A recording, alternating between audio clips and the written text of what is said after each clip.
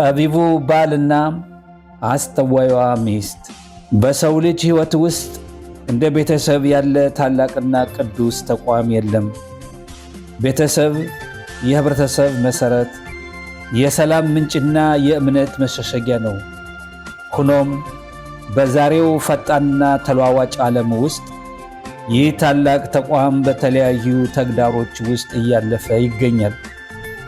በትዳር አጋሮች መካከል ያለው መግባባት፣ በወላጅና በልጅ መካከል ያለው አክብሮት፣ እንዲሁም የቤተሰብ ዕቅድና አስተዳደግ ትርጉም በብዙዎቹ ዘንድ ግራ የሚያጋባ ሆኗል። ይህ ኦዲዮ የተዘጋጀው እነዚህን መሠረታዊ የሕይወት ጥያቄዎች በሁለት ወሳኝ መነጽሮች ለመመልከት ነው።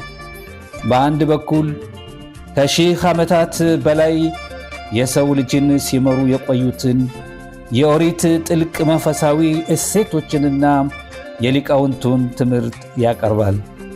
በሌላ በኩል ደግሞ እነዚህን ጥንታዊ ዕውቀቶች ከዘመናዊው ስነ ልቦናና ከዕለት ከዕለት የኑሮ እውነታ ጋር በማዛመድ ተግባራዊ መፍትሄዎችን ይጠቁማል።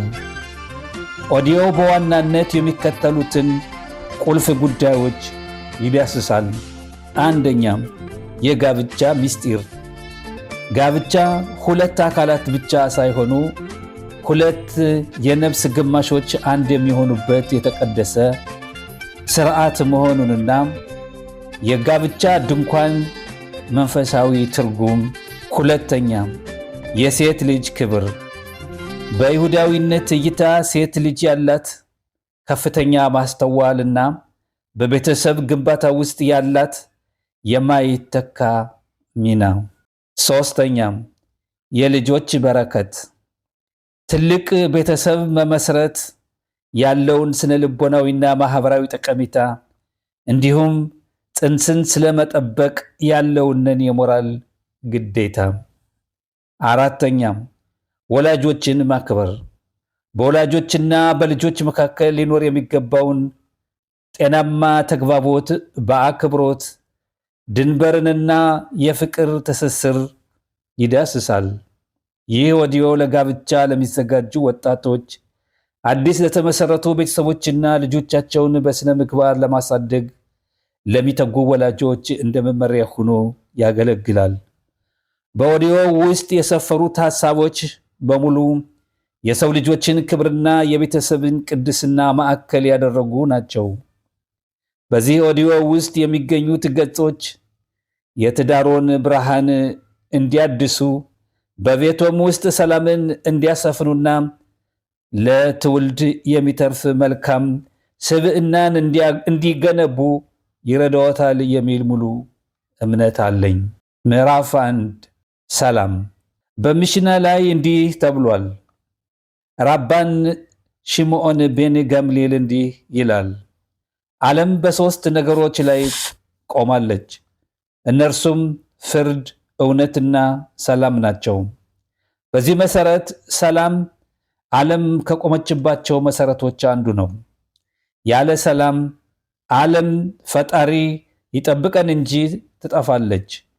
ስለዚህ በጸሎታችን ላይ በምድር ላይ ሰላምን ስጠን፣ በመንግሥትህም ላይ ሰላምን ስጠን እያልነ እንጠይቃለን። ለሰው ልጅ ትልቁ በረከት ሰላም ነው። ራቢ ስምዖን ቤን ሐላፍታ እንዳለው ቅዱስ እግዚአብሔር ለእስራኤል ከሰላም በቀር በረከትን የሚይዝ ዕቃ አላገኝም። እግዚአብሔር ለሕዝቡ ኃይልን ይሰጣል፣ እግዚአብሔር ሕዝቡን በሰላም ይባርካል ብሏል።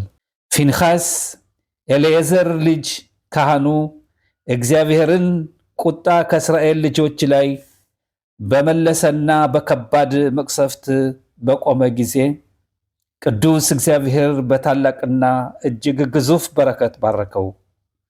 እነሆ የሰላም ቃል ኪዳን እሰጥሃለሁ። በተመሳሳይ የእስራኤል ካህናት ሕዝቡንን የሚባርኩት እግዚአብሔር ፊቱን ወደ አንተ ያንሳ ሰላምንም ይስጥህ በማለት ነው። እንዲሁም ይሁዳውያን ቆመው በሚጸልዩት ጸሎትና ከምግብ በኋላ በሚያቀርቡት የምስጋና ጸሎት የሚጠናቀቀው በሰማያቱ ሰላምን የሚያደርግ እርሱ በምሕረቱ በእኛና በሕዝቡ በእስራኤል ሁሉ ላይ ሰላምን ያደርግ በሚለው ቃል ነው። ነገር ግን ሰላምን ምንም ብንሻ በቀላሉ የሚገኝ ነገር እንዳልሆነ ማወቅ አለብን።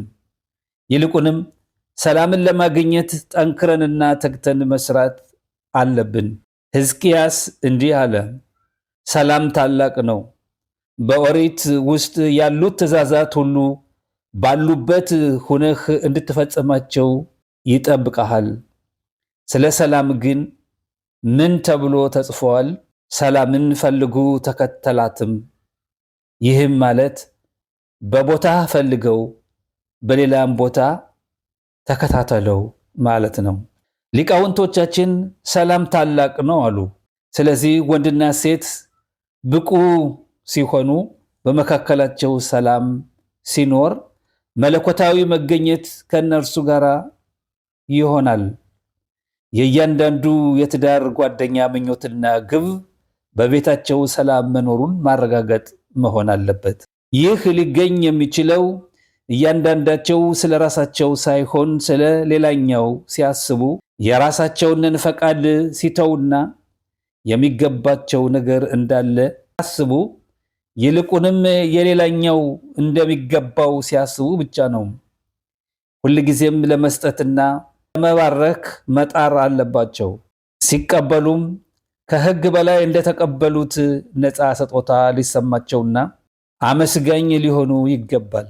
ሁለቱም የትዳር ጓደኞች እንዲህ የሚያደርጉ ከሆነ መለኮታዊ መገኘት በቤታቸው ቋሚ እንግዳ ይሆናል።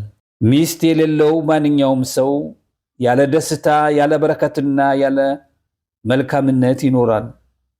ከሰው ሁሉ ጥበበኛ የሆነው ንጉሥ ሰሎሞን እንዲህ ብሏል፣ በሕይወት ዘመን ሁሉ ከፀሐይ በታች በሰጠህ በከንቱ ዘመንህ ሁሉ ከምትወዳት ሚስትህ ጋር ደስ ይበልህ።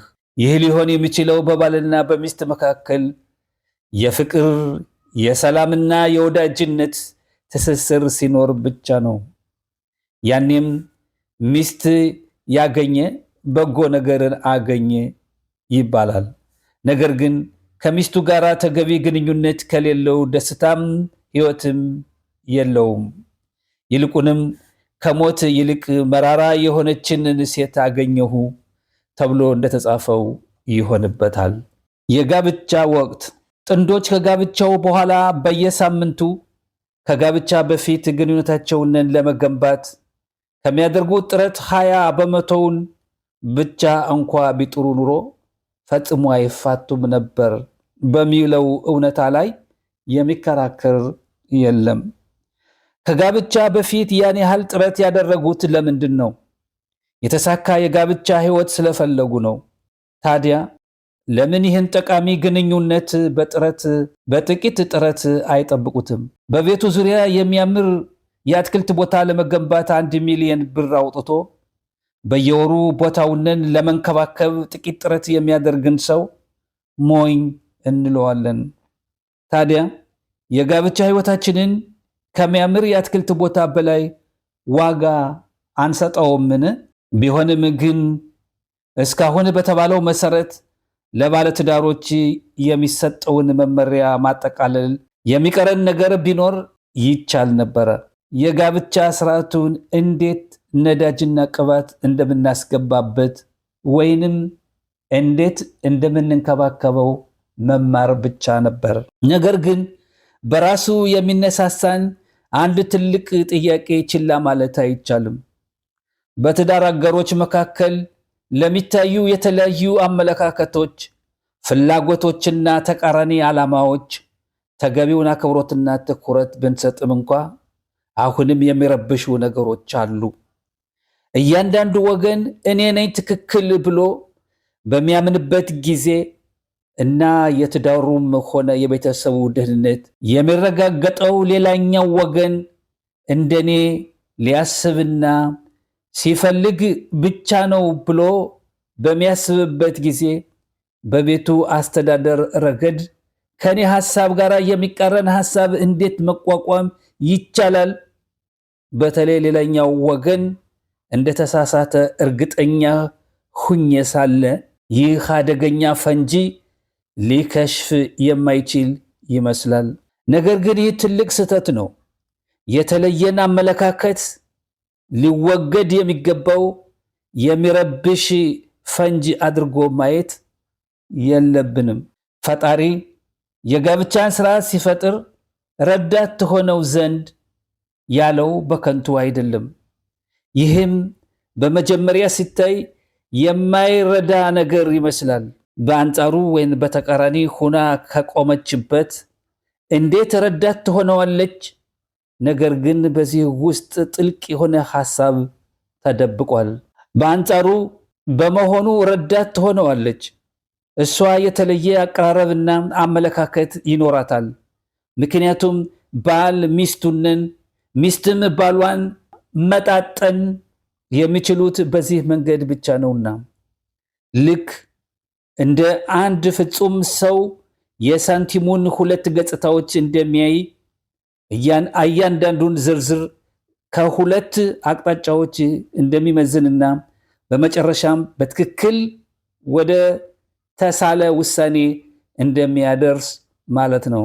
ነገር ግን ባል በሚስቱ የተለየ አመለካከት ከተቀየመ፣ እሷም እርሱ ሐሳቡን ወዲያውኑ ስላልተቀበለ ከተጎዳች፣ በመካከላቸው ካለው ልዩነት ሊያገኙት የሚችሉትን ጥልቅ ጥቅም አጥተዋል ማለት ነው። ትዳራቸውም ወደ አደጋ ያመራል። ስለሆነም በቤት ሰላም ላይ የሚደረገው የሥራ መጀመሪያ እንደ ጉድለት የሚታየውንን የአመለካከትና የባህሪ ልዩነት፣ ለምሳሌ የሴት ልጅ መረጋጋትንና ጥንቃቄ ይልቁንም እንደ ብልጫ መረዳት ነው። ለምሳሌ ቤት ከመግዛት ወይንም ንግድ ከመጀመር በፊት አንዲት ሴት የምታሳየው ጥንቃቄ የበዛበት የመመራመርና የማመንታት ሁኔታ የወንዱን የችኮላ ውሳኔ በበጎ መልኩ ያቀዘቅዘዋል። ውጤቱም ለሁለቱም ድንቅ ይሆናል። ምክንያቱም እሱ በሚስቱ ጥንቃቄዎችና ጥርጣሬዎች ምክንያት ውሉ ላይ አስፈላጊ ነጥቦችን ሳይጨምር ፈርሞ ቢሆን ኑሮ የተሳሳተ አልፎ ተርፎም ጎጂ ውሳኔ ሊወስን ይችል ነበረ። እሷም ብቻዋን ብትሆን ኑሮ ከፍርሃት ብዛት ውሉ ሳይፈረም ቀርቶ በሕይወታቸው ወደፊት የመራመድ ዕድል ሊያጡ ይችሉ ነበረ። ከእንግዲህ ረዳት ትሆነው ዘንድ የሚለው ጥቅስ ይብራራል። በጋብቻ ሕይወት ውስጥም ወደ ደስታ የሚወስደው መንገድ ይረጋገጣል።